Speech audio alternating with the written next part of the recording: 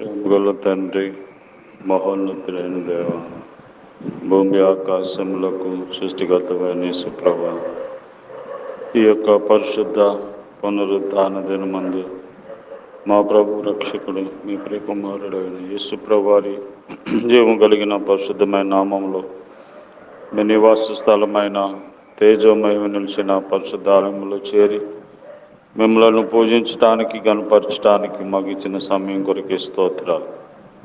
రాత్రంతా కాపాడి భద్రపరిచి మా ఆయుష్ని మధ్యనాలు పొడిగించినందుకు స్తోత్రాలు. మరోసారి ఈ స్థలాన్ని మమ్మలను యేసు ప్రభువారి రక్త ప్రోక్షణ ద్వారా శుద్ధీకరించుము, పవిత్రపరచుము. దేవా, మరి ఈరోజు మాకు కావలసిన మీ జీవం కలిగిన మాటలను మాకు ప్రసాదించండి. మరి నీ మాటల కొరకే ఎదురు చూస్తున్నాం, సహాయం చేయండి ఆయన. మరి అలసిన వారిని ఒరడింపజేసే మాటలు, గాయపడిన వారిని స్వస్థపరిచే మాటలు, ఆదరణ లేని వారికి ఆదరణ ఇచ్చేటువంటి మాటలు మీరే మాకు ప్రసాదించమని యేసు ప్రభువు నామములో ప్రార్థిస్తున్నాం తండ్రి, ఆమేన్. మాకు తోడుగా నీ ఉంటివి జీవిత యాత్రలో, మాకు తోడుగా నీ ఉంటివి జీవిత యాత్రలో. మమ్ము విడువని మా దేవా, నిండు మనస్సుతో వెంబడించేదం. మమ్ము విడువని మా దేవా, నిండు మనస్సుతో వెంబడించేదం. మాకు తోడుగా నీ ఉంటివి జీవిత యాత్రలో, మాకు తోడుగా నీ ఉంటివి జీవిత యాత్రలో. మాతో కూడా ఉందునంటివి మరని మా దేవా, మాతో కూడా ఉందునంటివి మరని మా దేవా. పరము చేరు వరకు దేవా, మమ్ము నడిపెదవు. పరము చేరు వరకు దేవా, మమ్ము నడిపెదవు. మమ్ము విడువని మా దేవా, నిండు మనస్సుతో వెంబడించేదం. మమ్ము విడువని మా దేవా, నిండు మనస్సుతో వెంబడించేదం. మాకు తోడుగా నీ ఉంటివి జీవిత యాత్రలో, మాకు తోడుగా నీ ఉంటివి జీవిత యాత్రలో. మారవంటి చేదైనా శ్రమలు ఎన్నైనా, మారవంటి చేదైనా శ్రమలు ఎన్నైనా, మధురముగా చేయు దేవా, ముందుకు సాగెదము. మధురముగా చేయు దేవా, ముందుకు సాగెదము.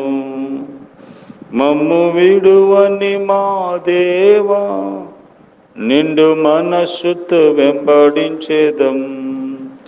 మమ్ము విడువని మా దేవా, నిండు మనస్సుతో వెంబడించేదం. మాకు తోడుగా నీ ఉంటివి జీవిత యాత్రలో, మాకు తోడుగా నీ ఉంటివి జీవిత యాత్రలో. దేవుని పరిశుద్ధ గ్రంథమైన బైబిల్ నుండి ఈ దినము దేవుడు మన కొరకై సిద్ధపరిచిన వాక్య భాగము యెషయా గ్రంథము 41వ అధ్యాయము. యెషయా గ్రంథము 41వ అధ్యాయము 10వ వచనం. బుద్ధిగంతముల నుండి నేను పట్టుకొని దాని కొనల నుండి పిలుచుకొని వాడా, నీవు నా దాసుడువనియు నేను నిన్ను ఉపేక్షింపక ఏర్పరచుకుంటున్నానియు నేను నీతో చెప్పి ఉన్నాను, నీకు తోడై ఉన్నాను. భయపడకుము, నేను నీ దేవుడై ఉన్నాను. దిగులు పడకుము, నేను నిన్ను బలపరుతును. నీకు సహాయం చేయవాడను నేనే. నీతి అను నా దక్షిణాస్తముతో నిన్ను ఆదుకొందును. దిగులు పడకుము, నేను నిన్ను బలపరుతును. నీకు సహాయము చేయవాడను నేనే. దేవుడు తన ప్రజలను ధైర్యపరుస్తూ వారికి సహాయం చేసేవాడుగా ఉన్నాడని ఆయన అభయవాక్యనిస్తున్నాడు. ఈరోజు ఎవరైతే మరి దిగులుతో భయముతో ఉన్నారో, నిస్సహాయ స్థితిలో ఉన్నారో, వారికి దేవుడు సహాయం చేయడానికి సిద్ధముగా ఉన్నాడు.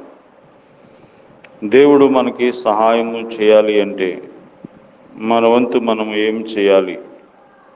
దేవునికి మనం ఏమీ ఇవ్వకర్లేదు, కానీ కొన్ని విషయాలు కీర్తన గ్రంథము 20 అధ్యాయము 2వ వచనంలో, కీర్తనల గ్రంథము 20 అధ్యాయము 2వ వచనంలో దేవుని వాక్యము ఈ విధంగా తెలియజేస్తూ ఉంది. పరిశుద్ధ స్థలములో నుండి ఆయన నీకు సహాయము చేయనుగాక. పరిశుద్ధ స్థలములో నుండి దేవుడు మనకి సహాయం చేస్తాడు. అంటే మనము దేవుని సన్నిధిలో ఉండాలి.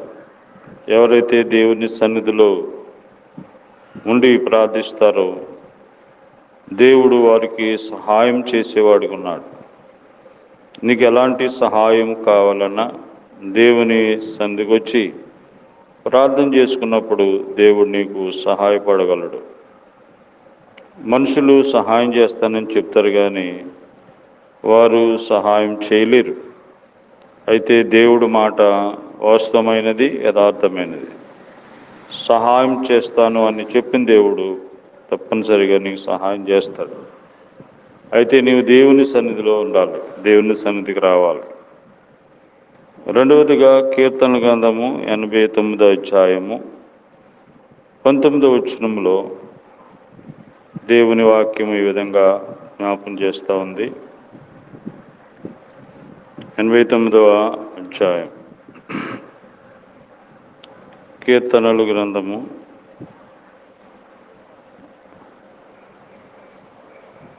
89వ అధ్యాయం 19వ వచనంలో, అప్పుడు నీవు దర్శనమున నీ భక్తులతో ఇట్లు సెలవిచ్చింటివి, నేను ఒక సూర్యునికి సహాయము చేసి ఉన్నాను. దేవుని భక్తుడుగా ఉండాలి, భక్తి కలిగి ఉండాలి. ఆయన భక్తులైన వారికి ఆయన దేవుడు సహాయం చేసేవాడు. కాబట్టి దైవికమైన భక్తి కలిగి ఉండాలి. దైవికమైన భక్తి కలిగి ఉన్న వారికి దేవుడు సహాయం చేసేవాడుగా ఉన్నాడు. కాబట్టి ఇది రెండో విషయం. మూడవది, లోకాసు వార్త 1వ అధ్యాయము 55వ వచనంలో దేవుడు మనకి సహాయం చేయాలి అంటే మరి ఏ విధంగా మనం ఉండాలి? 55వ వచనం,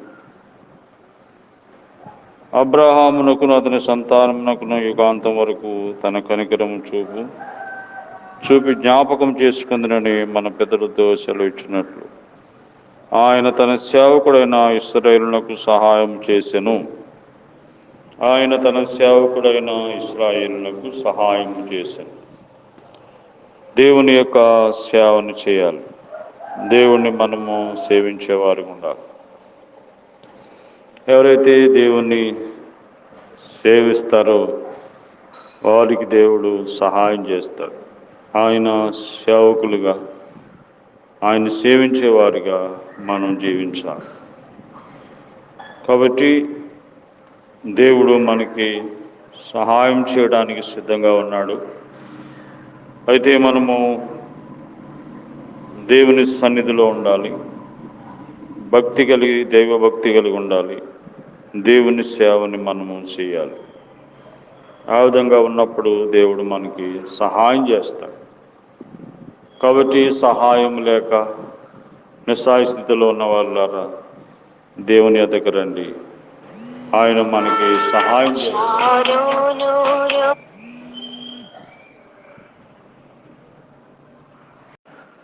కనుక దేవుడు మనకి సహాయం చేసేవాడు ఉన్నాడు. దేవుని సహాయం కొరకే ఈరోజే దేవుని దగ్గరికి రండి, ప్రభు కృప చూపిస్తారు. ప్రేమ గల తండ్రి, దయగల ప్రభా, సహాయం కొరకే ప్రార్థిస్తున్నాం. నిస్సహాయ స్థితిలో ఉన్నటువంటి వారికి సహాయం చేయడానికి నీకన్నా ఎవరు లేరు. కాబట్టి నాయన మీరే నీ సహాయం దయచేయండి. మా దేశము, రాష్ట్రము, అధికారులు అందరి కొరకే ప్రార్థన చేస్తున్నాం. మీరే తండ్రి సహాయం చేయండి, రక్షించుకోండి.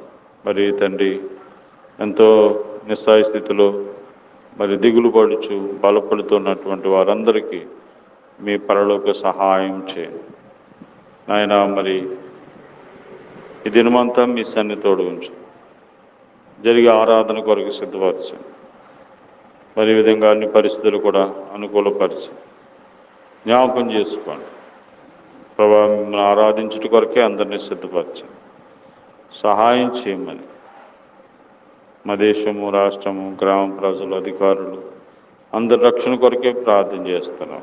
ఆ హాస్పిటల్లో ఉన్నవారిని, దూరదేశంలో ఉన్నవారిని, చదువుకుంటున్న వారిని అందరినీ కూడా కనికరించమని ప్రభా మీ హస్తాలకు అప్పగించుకుంటూ యేసు ప్రభు నామములో ప్రార్థిస్తున్నాం తండ్రి, ఆమేన్. తండ్రి అయిన దేవుని ప్రేమ, ప్రభు యేసుక్రీస్తు వారి కృప, పరిశుద్ధాత్మ దేవుని అన్యోన్య సహవాసం మనందరికీ ఈ రోజంతా తోడయండి, కాపాడును గాక. ఆమేన్.